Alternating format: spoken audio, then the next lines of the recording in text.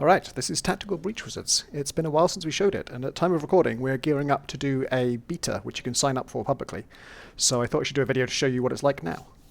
It's a puzzle tactics game about wizards in Kevlar unraveling a global geopolitical conspiracy by knocking people through windows and coming to terms with their feelings. So on the left here we have Zan. He is a Navy Seer. He can see 1 second into the future, and his abilities all revolve around manipulating time and supporting his team.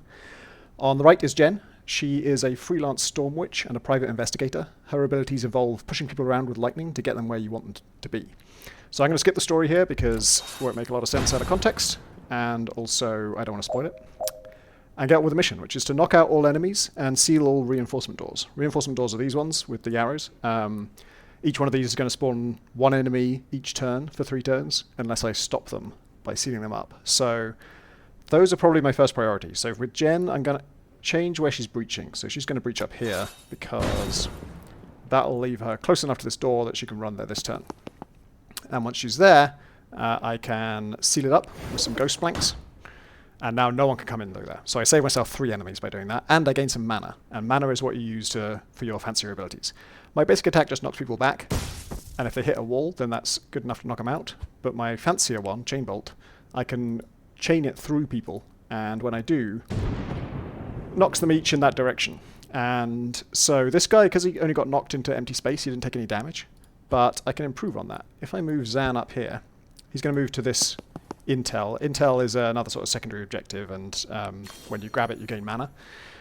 And then he's going to set up a predictive bolt, which is a ability where if he predicts that someone's going to cross that line, and then they do, he gets a free shot on them that does a lot of damage. So his prediction in this case is not too much of a guess, because we're going to use Chain Bolt to push this person into that.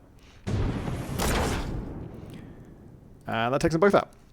So then Zan is now close enough to this guy. This is a Grenadier. They take cover and they hide from you. They're quite difficult to take out normally, but since we're close to this guy, it's easy enough to shoot him over. And Zan is being targeted by this tracker. If I'd let that happen, if I foresee, he's going to get shot. That's not great. So let's rewind and have him take cover so he doesn't get shot. So that's our first turn. Because we didn't seal the other door and enemies come in through there, and Zan is in a certain amount of trouble now, I'm going to move him down here to get him out of the way of the uppermost tracker. Of course, he's not in a better spot here, but I think Jen can help him out. So if Jen moves here, I chose that spot because it's close to the intel, so she can grab that to keep her mana up. And now, so Zan can take out this guy, but that leaves us with a problem because Jen can't take out this one, and Zan's out of actions. So I'm actually going to rewind and have Zan... basically, I want to use Jen to chain bolt through these guys. If she could hit this guy, she could chain from there and to hit there, and the angle on that is good enough that it'll hit the wall and pass out. But Zan is in the way at the moment, so I'm going to switch back to Zan, have him take cover, and now there's a clear line of sight, and Jen can set up that chain bolt, which takes them both out. And then Zan can stand back up and grab that intel. And actually, now that he has some mana to spare, we can do better than this because... So Jen can't see anyone right now, but one thing Zan can spend mana on is a time boost. And if he throws that to Jen, she gets an extra action.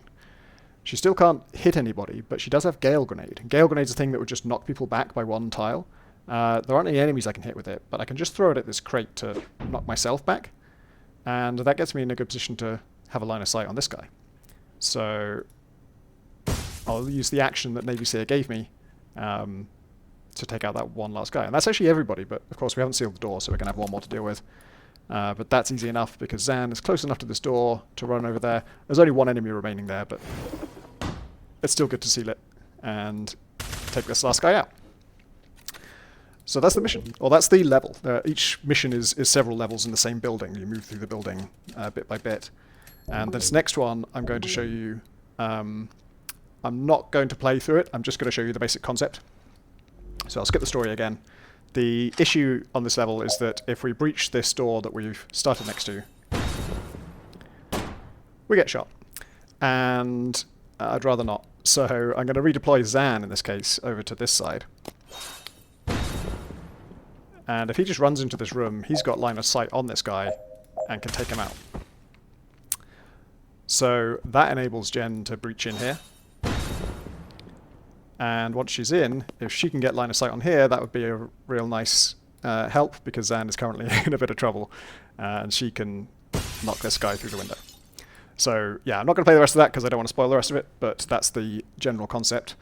This idea actually was, this is a level based on a version that our artist John Roberts did, and in our last beta we had Steam Workshop support, and I was just browsing for like the best levels there, and the 2 best rated levels on our Steam Workshop are by our artist, who I didn't even know had made any levels. And I loved the concept of this one, so I kind of adapted it to work it into the campaign. Let's skip the rest of this level and show you just one more thing, which is